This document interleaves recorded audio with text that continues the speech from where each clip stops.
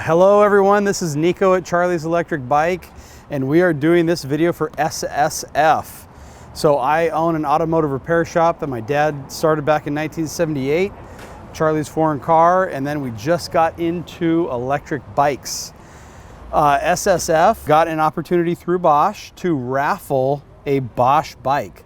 So this is really cool. So we have our first winner. Theo from Bavarian Auto Repair in Palm Springs, California won this bike. Congratulations! I talked with Theo to see exactly what he wanted. There's basically an option for a mountain bike through this raffle or a street touring tire style bike. So this bike has 700C tires on it, which is just a 28-inch tire that has a real nice hybrid effect here. You can go on you can do paved gravel, you know, like paved DG pathways.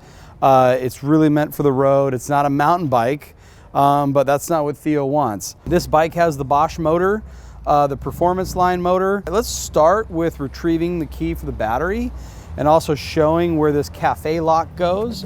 So the bike comes with a cafe lock, which is a lock that will lock the rear wheel, right? So now the rear wheel is locked, so nobody can ride off with it while you're drinking coffee at the cafe, right? That's the style, that's what they mean by the cafe lock. The cafe lock key and the battery key are both key to like.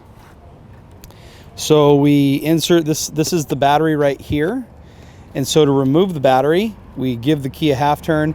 See how it pops up a little bit? And then you gotta reach your finger right in here, push this button down, little plastic button, and then the whole assembly comes out, right?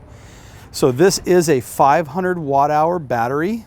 And for all the BOSCH people, you know, that have been in auto repair forever, look at that BOSCH part number right there. So, you know, just standard, this all, you know, BOSCH worldwide, they use part numbering systems all similar, right? You can charge the battery two ways. You can charge the battery off the bike. So if you remove the battery, you can charge the battery in your home. You're gonna plug the plug-in right to here. This bike is going to come with a charger. This gets plugged in right to here like so. And then the other end of the charger here comes with just a 110 outlet. You plug this into there, you plug the 110 into the wall, and that's it. That's how you charge the battery. If you want to charge the battery on the bike, we're first going to clip this end in down here. So this comes in right here. We're going to turn the key, that little piece, the aluminum lock in there. See what I'm doing there? So I'm going to turn the key, aluminum lock goes down, and then it goes like that. You want to hear that nice clip-in sound. The battery has to remain in there. Now, you don't ever have to take the battery off of this bike if you don't want. You can leave this thing locked on forever. And if you want to recharge it, you recharge it. It has the same exact connector that I just showed you on the bottom of the battery right there. So you just plug that right into the wall, right into that charger that I just showed, same exact thing. So two different ways to charge this battery. The key is not removable from the cafe lock when the cafe lock is unlocked, okay? So what I mean by that is I'm gonna put this key in. It comes with two keys. Okay, I'm gonna unlock it. Now we can roll the bike, right? I just unlocked the rear rim lock. Okay, I cannot take this key out. The key's stuck in there. So this is like a key holder for you. Okay, so this is holding the key in position. You can only take the key out after you lock it. After you lock it, then you can remove the key. If you remove the battery and you clip it back into position, like what I did, this power button will not work until you push the power button down here first. So push that power button down there, and then the bike will turn on. That sequence only happens when you pull the battery off the bike, okay? So I'm gonna go ahead and turn it off, okay? And now I'm gonna turn it back on.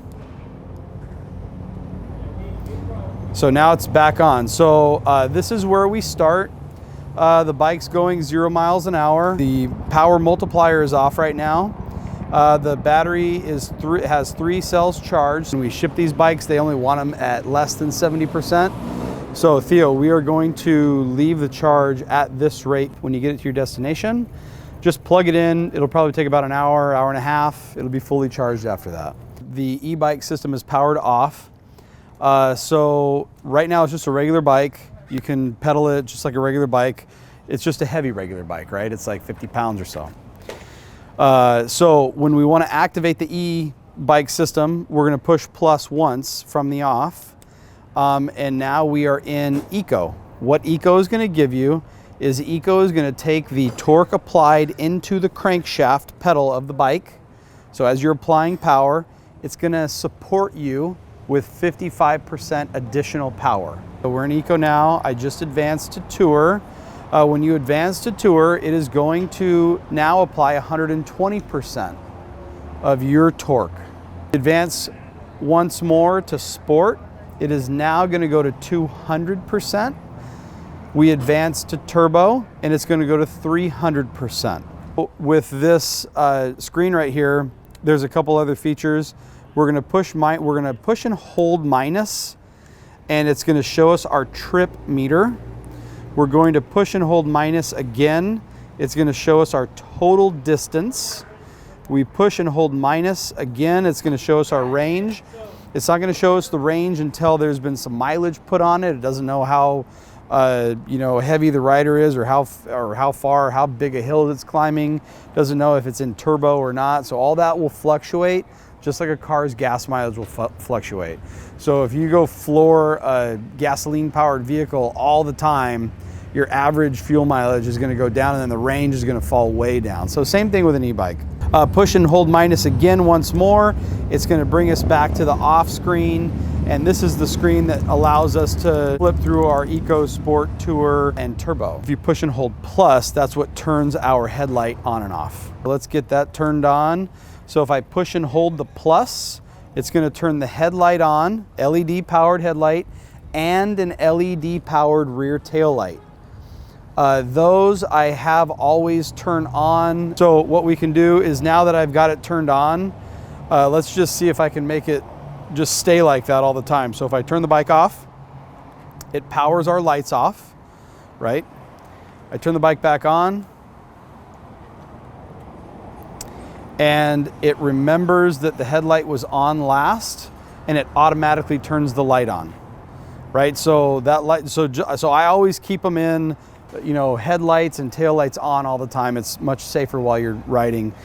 Drivers can see you much better. Each time you advance through these scales, it's going to advance how much power is going to be multiplied through the crank pedal.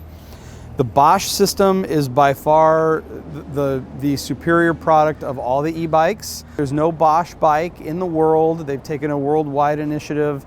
They do not have throttles. So there's no throttles on these bikes. In my opinion, is better. It's a very smooth operation what they've got here. Another really cool feature on this bike is that it has the walk feature. So the bike has to be in a drive gear, so it can't be off. So we're just going to turn on Eco or any of these, right? And then to access the walk, you're going to push this down once, and see how it says walk plus? So then we just ran out of time. It gives you about 1 second. So we're going to push that. We're going to push the plus sign, and then the bike walks all by itself. So right now the bike's walking. So the advantage of that is, let's say you've got the bike full of groceries, you're going up a steep driveway, and it's like, the last 25 feet before you're going to park the bike, and you can't really ride it because maybe you're trying to maneuver around a car or something. So this is the walk feature. So you just activate it by pushing that, push the plus, and you walk. You have to keep on pushing the plus. As soon as you let go of the plus, the walk feature stops. You can reactivate it. I just ran out of time. So you've got about 1 second before you have to reactivate it by pushing the plus sign. It goes about 2 miles an hour.